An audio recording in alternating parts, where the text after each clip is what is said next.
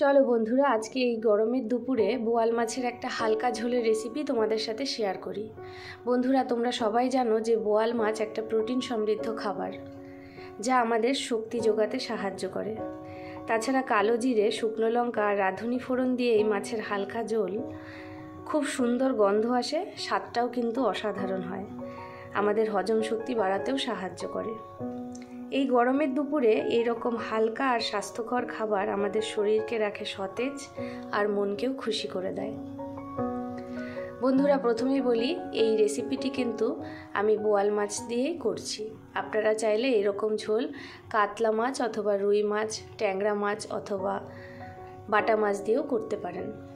পুরো একই রকম পদ্ধতিতে করলে স্বাদটা কিন্তু অসাধারণ হবে। দেখুন, আমি বোয়াল মাছগুলোকে সর্ষের তেল গরম করে ভেজে তুলে রাখলাম। হালকা ভেজেছি, খুব বেশি ভাজবো না। এরপর ওই তেলের মধ্যে দিয়ে দিলাম কালো জিরে আর শুকনো লঙ্কা আর রাঁধুনি ফোড়ন। ফোড়নটা যেই ভাজা ভাজা হয়ে গেছে, এর মধ্যে দিয়ে দিলাম আগে থেকে কেটে রাখা আলু। নুন হলুদ দিয়ে আলুটাকে হালকা লাল লাল করে ভেজে তুলে রাখবো। আলু ভাজা হয়ে গেছে, আলুগুলোকে একটা পাত্রে তুলে নিলাম। এরপর একটা মশলা রেডি করে নেব। নিয়েছি লঙ্কা বাটা, তার মধ্যে দিয়ে দিয়েছি 1 চামচ জিরে গুঁড়ো আর নুন আর হলুদ। জলে গুলে মশলাটাকে ওই তেলের মধ্যে দিয়ে দেব। এরপর একদম লো ফ্লেমে মশলাটাকে ধীরে ধীরে কষতে দিতে হবে।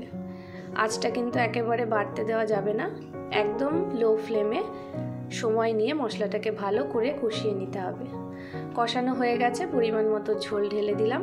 তারপর এর মধ্যে দিয়ে দিলাম 2টো চেরা কাঁচা লঙ্কা, সুন্দর গন্ধ আসবে। ঢাকা দিয়ে ঝোলটা ফুটে উঠলেই আমি ভেজে রাখা আলু আর ভাজা মাছ দিয়ে দিলাম। নেড়ে চেড়ে আবারও ঢাকা দিয়ে রাখবো। মিডিয়াম আঁচে 5 থেকে 10 মিনিট আলু সিদ্ধ হওয়া পর্যন্ত রান্না করে নিতে হবে। তাহলেই রেডি আমাদের এই সুস্বাদু গরমের দুপুরের অসাধারণ বোয়াল মাছের পাতলা ঝোল। দেখুন, আলু ভালো করে সিদ্ধ হয়ে গেছে।